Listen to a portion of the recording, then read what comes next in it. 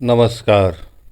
मैं आज आप लोगों के सामने बहुत ही महत्वपूर्ण विषय लेकर आ रहे हूँ।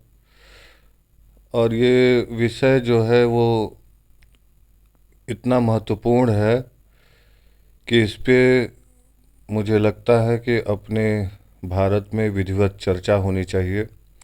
इस पर बार बार विचार होना चाहिए। तो विषय ये है कि जो भगवत गीता है उसमें स्वयं श्री कृष्ण भगवान ने तत्व ज्ञान की, आत्मा की और गुह्य ज्ञान की सरलतम व्याख्या किया है, स्वयं श्री कृष्ण भगवान ने। तो यहाँ पर सूक्ष्मता से ये देखना है, मैं सब लोगों का ध्यान यहाँ पर बार बार आकर्षित करना चाहता हूँ कि जितनी भी टीकाएं आज तक भगवान श्री कृष्ण के भगवत गीता पर लिखी गई, उन पर उनके जो व्याख्या की गई, तो क्या श्री कृष्ण भगवान की व्याख्या को वे लोग देख नहीं सके?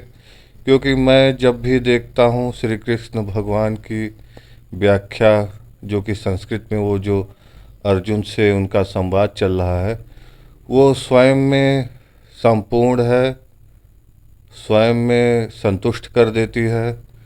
उससे जो ज्ञान है उनका वो स्वयं में पूर्ण लगता है। इसलिए मुझे लगता ही नहीं कि उसकी किसी भी प्रकार से उस पर टीका करना चाहिए या उसकी किसी भी प्रकार की व्याख्या करने की आवश्यकता है, क्योंकि स्वयं भगवान श्री कृष्ण ही व्याख्या करने में लगे हुए हैं।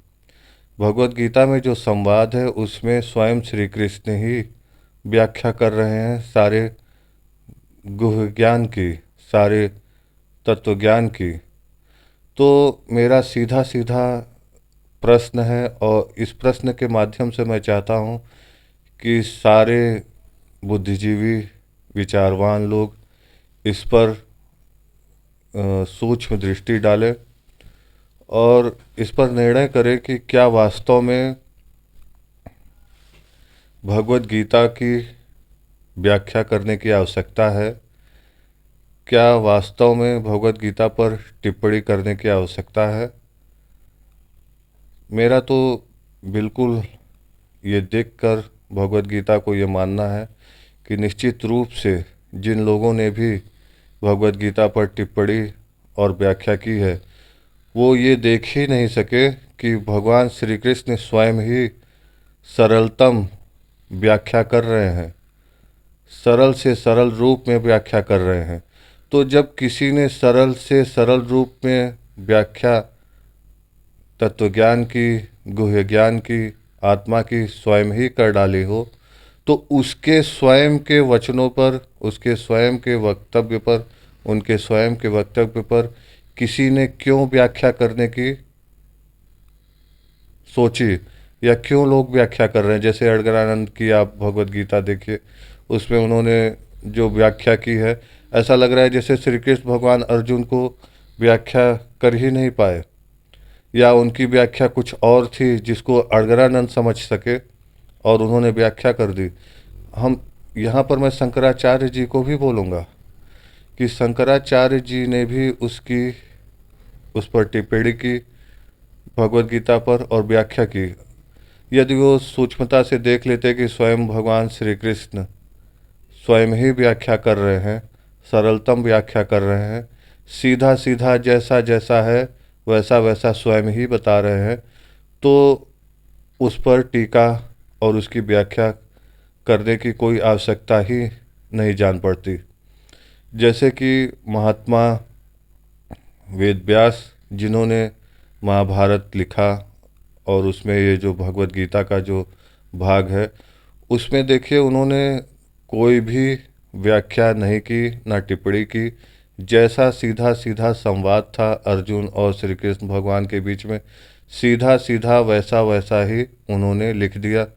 क्योंकि उस पर कोई टीका और उसकी व्याख्या की आवश्यकता ही नहीं समझ में आती है, क्योंकि भगवान श्री कृष्ण स्वयं ही सरलतम व्याख्या कर रहे हैं।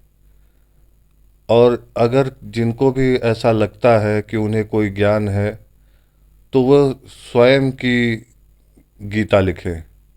पर भगवत गीता पर टिप्पणी करने का सीधा सीधा मतलब यही दिखता है कि वे देख ही नहीं सके कि ये स्वयं ही इस भगवान श्री कृष्ण सरलतम व्याख्या कर रहे हैं।